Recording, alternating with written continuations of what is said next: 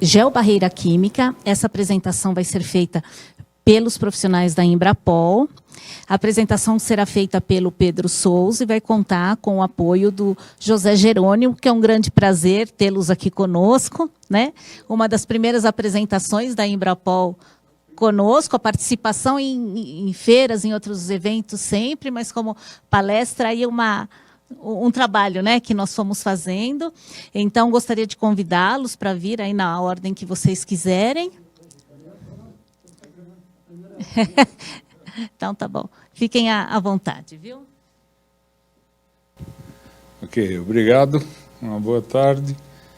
Estamos muito contentes pelo convite de sermos a primeira vez apresentando sobre a Embrapol, apenas divulgando a empresa. É uma firma familiar, começou suas atividades em 1985, fazendo resina poliéster, fazendo massa, fazendo gel coat.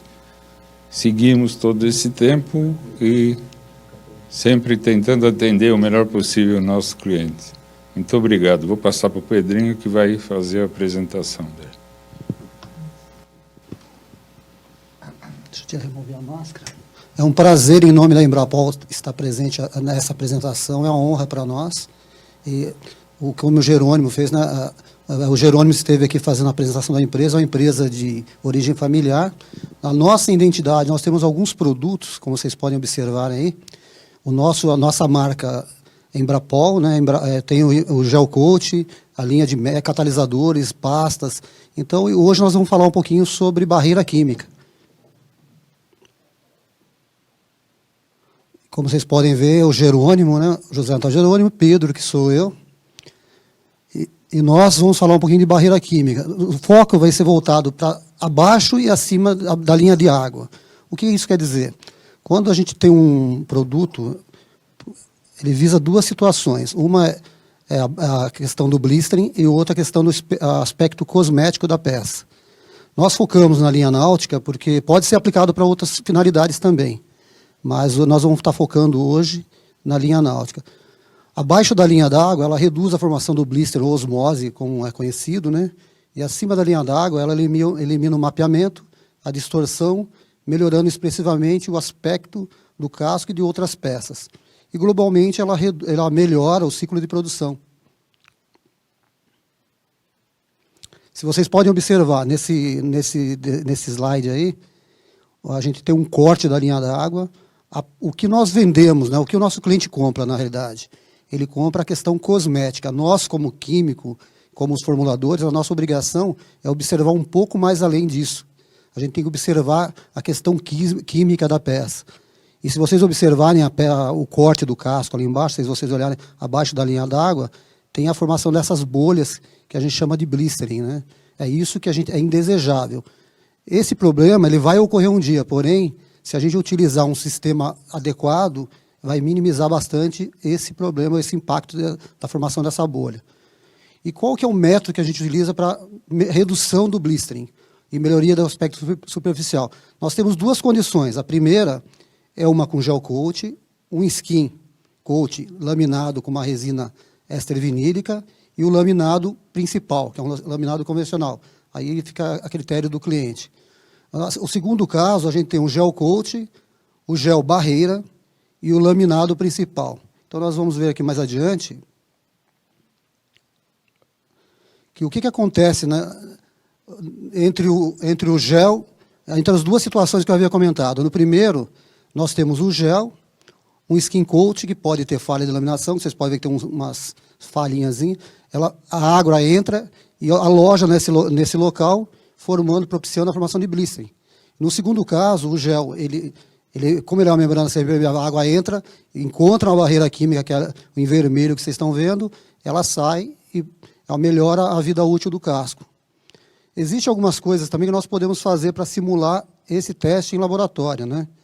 Qual seria o caminho? O caminho seria nós fazermos um teste acelerado. Se eu fosse fazer, por exemplo,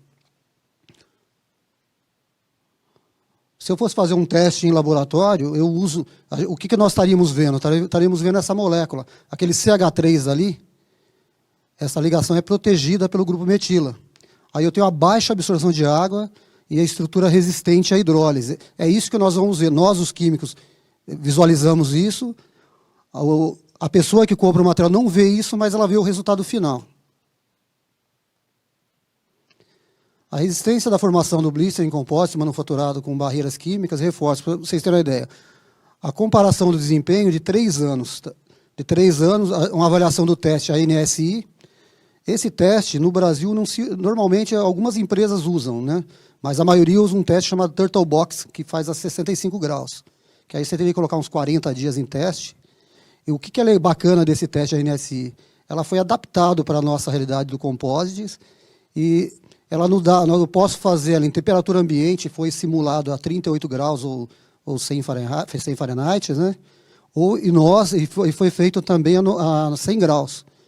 Quando a gente faz esse trabalho numa temperatura mais alta, eu consigo acelerar esse processo e reduzo de 6 meses a 1 ano para cerca de 50 a 60 horas de teste em laboratório. Esse é o equipamento para teste. A maioria vão ver um Turtle Box, que é uma caixa cheia de janela, que a gente faz assim. Qual que é a vantagem desse aparelho? Eu tenho uma coluna e eu consigo colocar o máximo de temperatura possível. Lembrando que jamais eu não posso exceder a temperatura de transição vítrea, que nós chamamos de TG. E o que é importante? Sempre eu posso pegar essa amostra direto no meu cliente ou simular em laboratório. O que é importantíssimo nos testes? Manter uma espessura de 20 mil, mais ou menos. A gente fala em 18, mais ou menos 2 mil. Mas, na realidade, em barcos, normalmente trabalham um pouquinho acima disso. Lembrando que, quando eu falo da espessura, eu estou comentando a espessura do gel coat já do filme curado, nunca do filme úmido. Tá? Quando eu considero aí uns 20% de margem, porque eu tenho essa diferença depois do material curado. E quais que é a vantagem ou desvantagem do equipamento de blistering aqui? A temperatura ambiente, aquilo que eu havia comentado. Eu estou numa temperatura muito próxima da realidade que o barco vai estar trabalhando, porém, a desvantagem é que o tempo de exposição seria de 6 a 12 meses.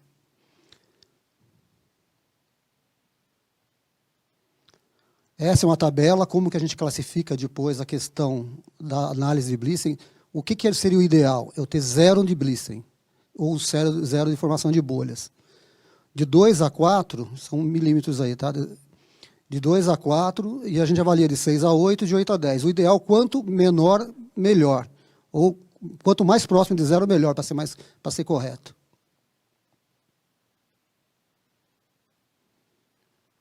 Deixa eu voltar um aqui. Isso aqui, ó, quando eu coloco, o que é importante a gente entender? Eu tenho as vantagens da barreira química. Eu ganho tenacidade. Se vocês observarem no gráfico, aí nessa imagem, eu tenho o gel coat com 40 mil, o gel coat e uma barreira, né, um gel coat com 20 mil. E a barreira, normalmente, eu trabalho com 20 mil. E qual que é a importância da barreira? A barreira ela tem uma elongação maior e ela acaba um sinergismo maior entre as camadas. Aí eu ganho tenacidade no material.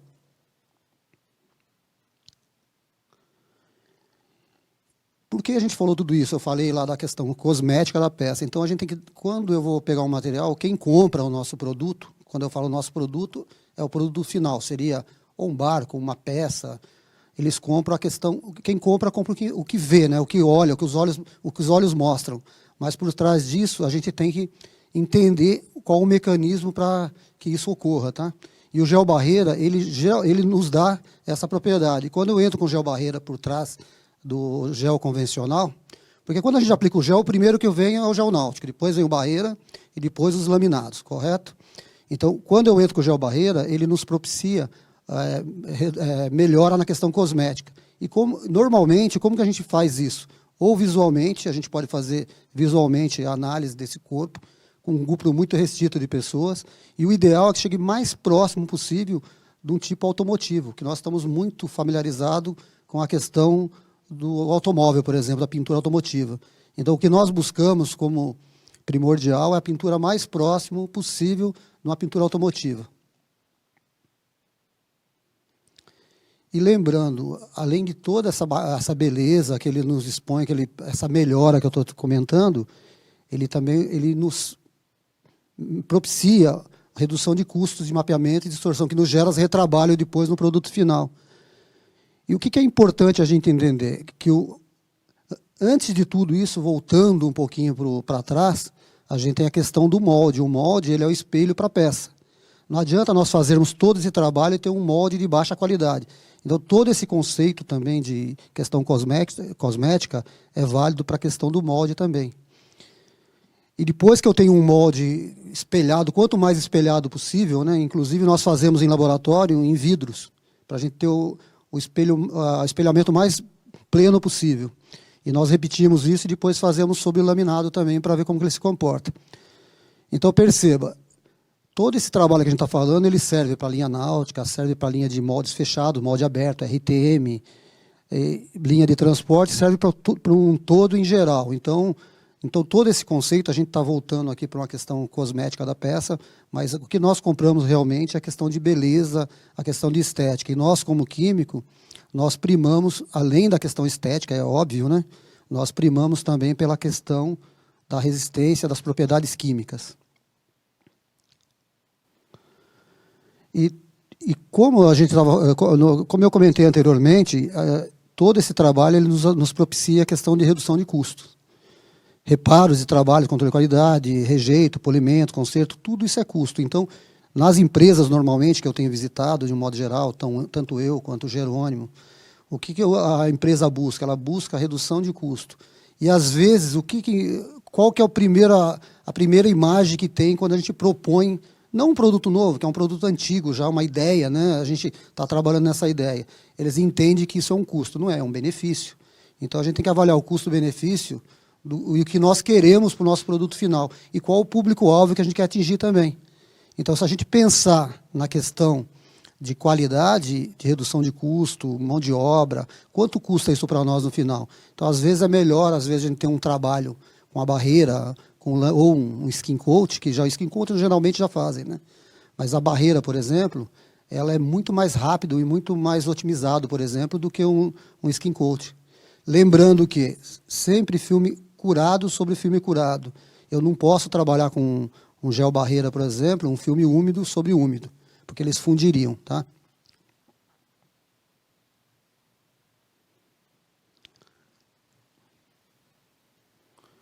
E nessa imagem que vocês podem dar uma olhada, ele está fazendo uma análise dos reparos. E lembrando que o gel é o primeiro que nós aplicamos. Depois vem o barreira, os laminados, e é o último que nós vemos desmoldado. Então, nós não temos ideia, né? Nós temos ideia porque a gente prepara um produto tecnicamente falando. Então, normalmente, ela pode ter alguma deformação, algum problema que tem que ser reparado. Então, quanto menor for esse reparo, esses rejeitos, e trabalho de polimento, conserto e outros, né, e repintura, para nós seria o ideal. Lembrando que, quando falamos em consertos, repinturas, lembrando que o gel é o primeiro que nós aplicamos, correto? E quando a gente vai fazer um retrabalho, a gente tira esse gel, o produto já está desmoldado. E qual que é o grande problema? É a questão da cura superficial dessa repintura. Geralmente, se utiliza dilui com estireno, alguns colocam parafina, aplicam prepara essa região e faz a aplicação.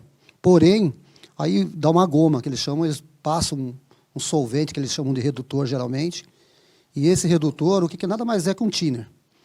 E faz a remoção para quê? Para dar menos empastamento na lixa.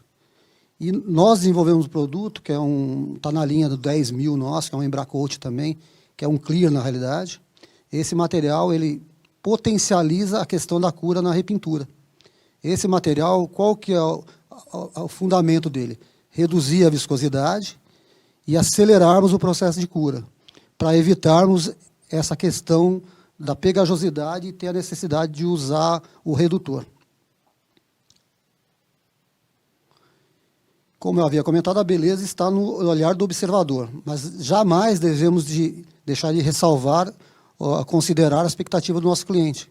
Então, quando você compra um barco, por exemplo, você tem uma questão cosmética, além da questão de um produto de transporte ou lazer, ou alguma finalidade específica que você tenha, você sempre vai querer um produto muito bonito e apresentável, né? Então, O procedimento de barreira, ele ressalta essa beleza no produto. E como podemos estabelecer o padrão cosmético, né? Temos que definir padrão.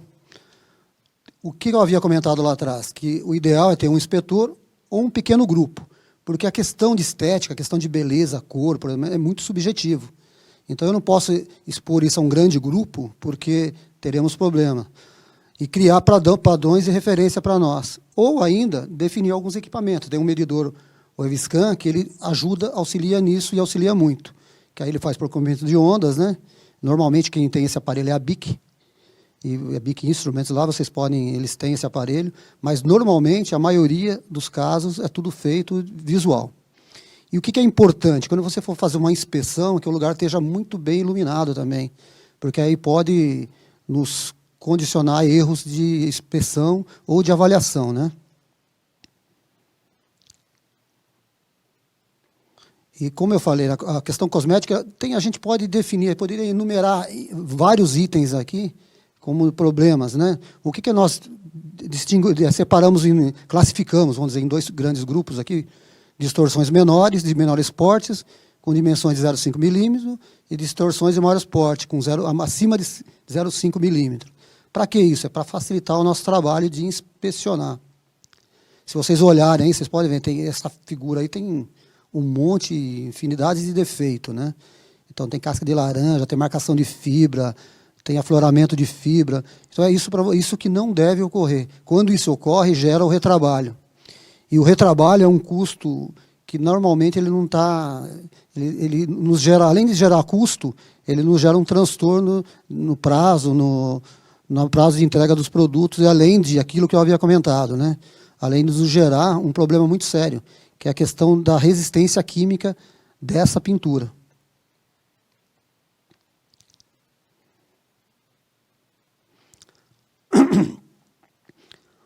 O que podemos, para eliminar essas distorções, qual o caminho que a gente pode seguir, né? Você pode ver que é bastante, a gente vai frisando para que isso nos torne um hábito, né?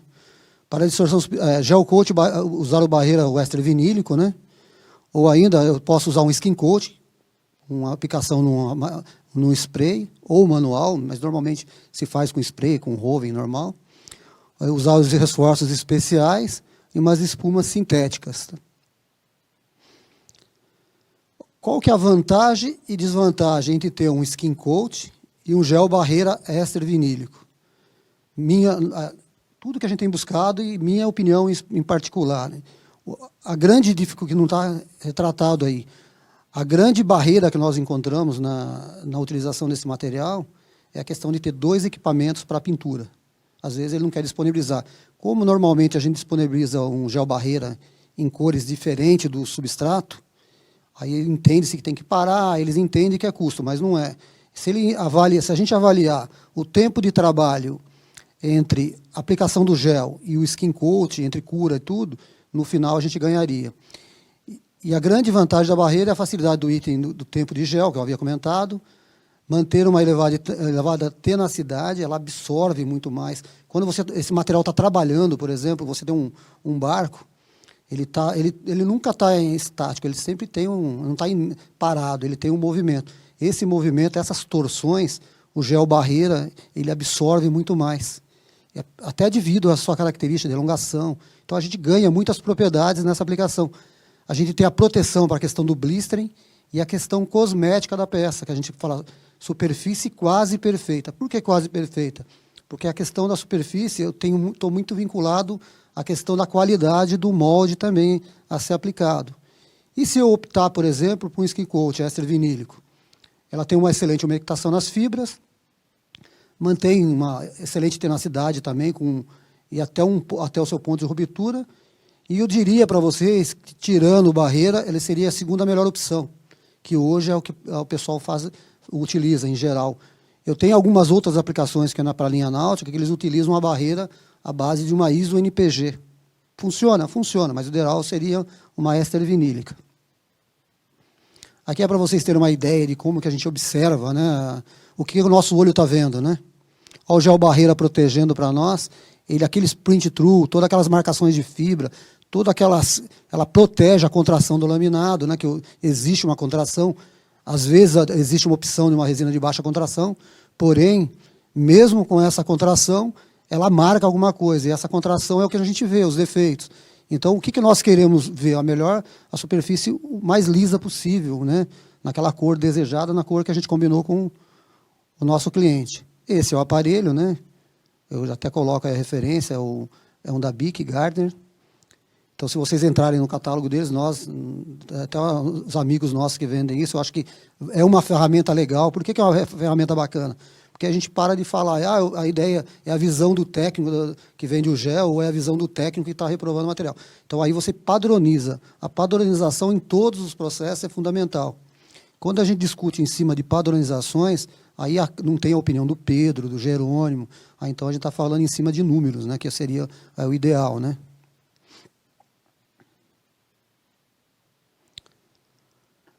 Aqui eu já havia comentado, né, uma ideia de como é feita a leitura. E a maioria das empresas que fabricam gel coat, ela tem um espectrômetro também que faz a leitura de cor também. A gente tem um aparelho. O aparelho, às vezes, a cor final é feita pelo colorista. Mas quando a gente manda um gel, ele passou pelo aparelho. Então, às vezes, alguns clientes, eu quero que se imita o gráfico para mim de cor. A gente envia o gráfico também. Porém, não elimina a necessidade de um colorista. Porque é uma pessoa especializada para ver cor. Por exemplo, eu enxergo mal para caramba, né? Um comentário. Com uma vista só ainda, a gente até brinca nisso. Mas mesmo com a questão de treino, não é questão de você enxergar bem. Cor, a questão de cor é questão de treino. Então, quanto mais a pessoa esteja preparada para fazer a cor, seria o ideal. Então, por isso que eu falo, se tiver um equipamento, ele nos auxilia. E lembrando que quando eu faço a medição de cor, eu tenho que estar num ambiente iluminado, com a melhor iluminação possível. Por isso que os aparelhos, normalmente, dão 3 iluminação de cores para nós. E voltando, né, ao que eu havia comentado naquela imagem do barco. Eu vejo 2 situações no barco. Né, quando nós fizemos uma linha de corte, foi proposital naquele desenho. Não está ali para ilustrar, está para ilustrar. Mas eu vejo uma parte acima, é o que o pessoal da praia está vendo, acima da linha d'água, que bloqueia a impressão das fibras, que é a questão cosmética. E resiste à distorção da balsa, ou dos enxertos, estruturas atrás do laminado, próximo da perfeição da cor, medido pelo equipamento, né, ou por um técnico especializado. Então, perceba, isso é o que eu vejo acima da linha d'água. E detalhe, né, quando eu vejo abaixo da linha d'água, eu tenho que ver aquele item que eu havia comentado com vocês, que é a questão de não formar o blistering. E se vocês olharem, né, na primeira imagem que eu coloquei do barquinho, ele tem uma imagem que estaria da minha direita, na realidade, vocês não estão vendo, mas eu mostrei lá no comecinho. Ela tem o torque, o barco ele está parado, mas ele está trabalhando. Então, essa torção do casco, essa torção também, a barreira química, ela ajuda a absorver isso. Por isso a gente fala que é um material mais tenaz, mais tem tenacidade, né? E quando nós fazemos tudo isso, se vocês observarem aqui, né, nesse slide agora, a gente comenta de amostra pós-curada e sem pós-cura. O barco, normalmente, ninguém faz pós-cura. Então, no laboratório, nós somos obrigados a simular pós-curado e sem pós-cura. Por que nós fazemos isso? Para a gente ter uma situação com a realidade do material, que seria o ideal, e de uma realidade do material como está no nosso cliente. Então, quando nós certificamos que o nosso produto está conforme, né, está de acordo com as especificações, então a gente tem todos esses parâmetros. E se vocês olharem aqui a questão com barreira, vocês podem ver, o mesmo pós-curado e sem pós-curado, ela tem os melhores resultados. O gel barreira, que nós estamos frisando, ele substitui o skin coat. Agora, o cara, o skin coat substitui a barreira? Sim, porém, com uma eficiência menor. E aí vocês podem falar, mas vai acabar o problema de blistering? Não, o blistering ele não acaba. Por isso que nós fizemos uma simulação aí para 3 anos, né? Então a gente tem esse corpo de prova e como a gente faz o teste em lotes e spots, de período em período a gente repete em nosso laboratório para certificar que esse material realmente está saindo de acordo com o que nós assumimos o compromisso com o cliente. Inclusive o Jerônimo é muito categórico nisso. Temos que mandar para o instituto, né? Eu prefiro fazer um laboratório. Antes ele já vou mandar para o instituto. Por quê? A minha opinião do Pedro é importante, mas a do instituto é um laudo, normalmente. E esse laudo, eles nos certificam que uma pessoa, além do Pedro, né, olhou e realmente constatou, com base em dados, números, e gráficos que o produto realmente está dentro do acordado com o cliente. Um outro fator importante que esse tipo ele reduz um pouco a emissão de estireno.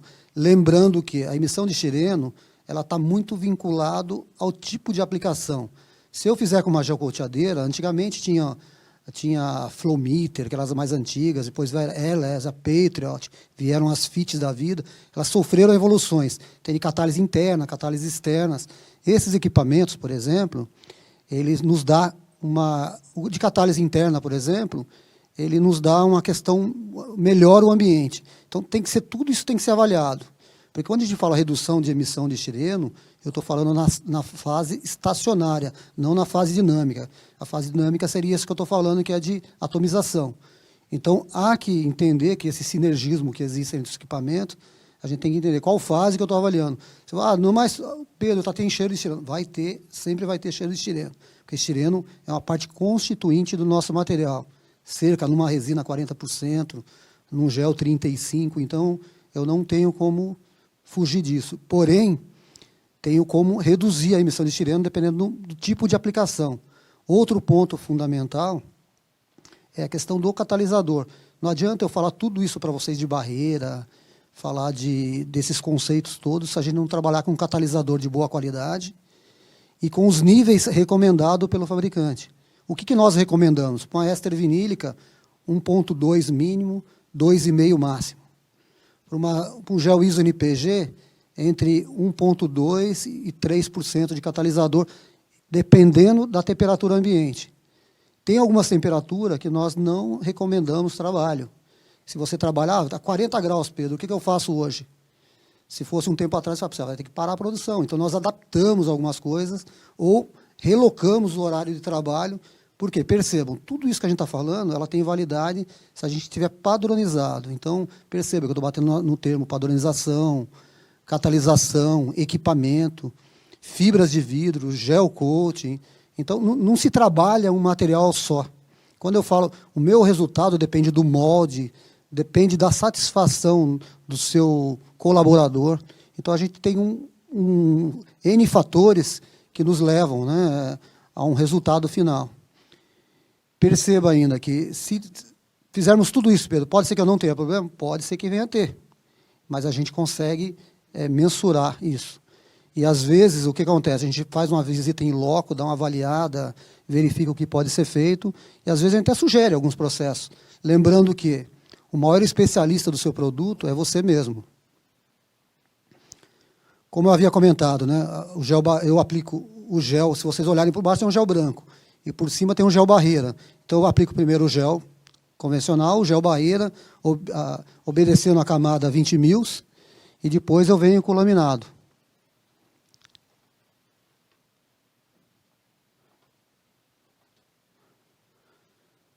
O gel barreira, qual a cor que eu posso fazer? Eu posso fazer qualquer cor, mas eu, particularmente, Pedro, eu prefiro as cores mais escuras. Por quê? Até para você entender que essa cor mais escura, se você sofrer alguma fratura no seu barco, você chegou nela, você faz o reparo acima dessa cor. Além de que uma cor escura, ela propicia ajuda na questão cosmética também. Isso já é notório, né? E outro ponto importante é que nas cores escuras, quando eu vou laminar, eu consigo observar se tiver alguma falha na laminação. Na hora que eu estou laminando, eu consigo observar se tiver alguma falha no laminado, eu consigo corrigir também. Eu posso optar também por uma questão de uma cor mais clara, uma cor branca, por exemplo, se eu quiser fazer backup das cores. Eu faço uma cor branca e faço um backup com uma cor branca, um barreira branco por trás, né? Por quê? Para talvez um gel de baixa cobertura. Por que eu já não aplicaria direto o gel barreira? Pelo seguinte simples fator, porque um gel barreira ele é feito a partir de uma resina éster vinílica. E as resinas éster vinílicas têm baixa resistência ao intemperismo. Então, eu teria problema de amarelecimento, né? Então, perceba, mas então seria o ideal, seria o melhor dos mundos, né? Trabalhar com um gel direto, mas não posso, infelizmente. Isso não é possível. Todos os ensaios que nós fizemos, a taxa de amarelecimento é muito alta na resina éster vinílica. E usando o que eu posso dizer para vocês? O gel barreira ele elimina alguns estágios. Eu já havia comentado lá anteriormente, né? Mas ele elimina o estágio do skin coat, da cura do skin coat. E, além do mais, olha que bacana, né? Eu tenho 20 mil da barreira contra 60, 90 mil do Skin Coat. E além de ser fácil de aplicar, né? Aí vem naquela etapa que eu havia comentado com vocês. Qual que é a grande barreira? Quando eu falo grande barreira, seria para utilizar esse material. Eu ter 2 equipamentos para pintura, eu tenho que ter 2 equipamentos cativos, porque eu não posso contaminar um material do outro. Ou ter um tempo a mais para fazer a limpeza desse equipamento para colocá-lo em uso, que eu acho que valeria a pena.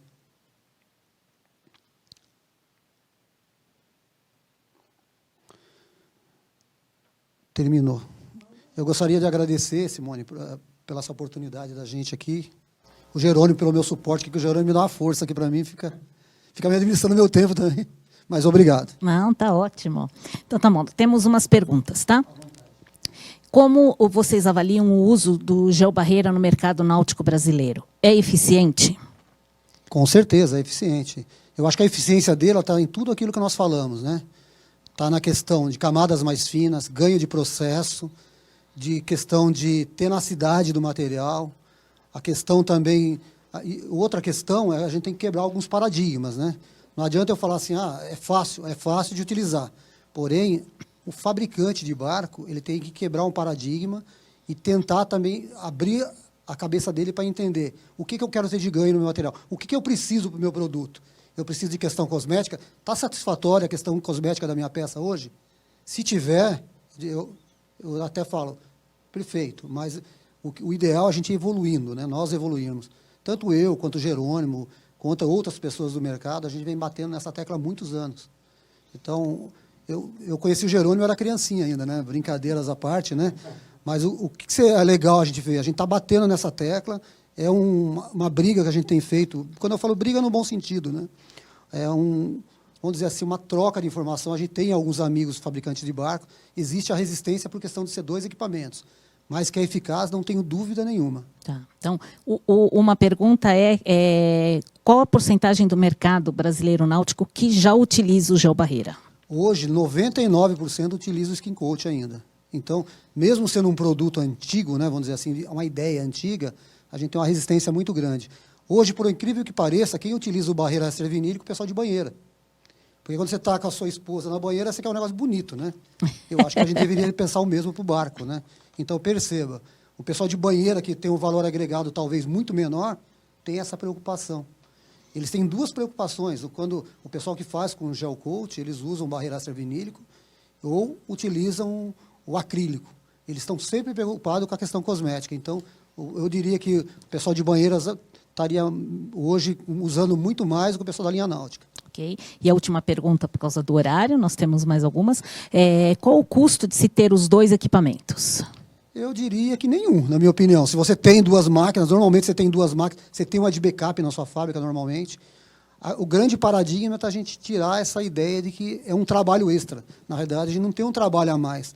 A gente está tendo um benefício muito superior ao custo. E lembrando, eu não estou falando nem em custo, eu estou falando... Quando eu falo em custo, eu estou falando no equipamento parado. Então, você tem um equipamento parado que talvez não sirva para nada, você usaria para aplicar o barreira. Então, tá ótimo. Nossa, só agradecer, Pedro, Jerônimo, um prazer tê-los aqui, vê-los depois de tanto tempo, né? E espero poder ver vocês e toda a equipe da Embrapol aí em breve. Eu gostaria de agradecer em nome da Embrapol, né, ter deixado a gente sair de lá, porque é difícil. Imagina.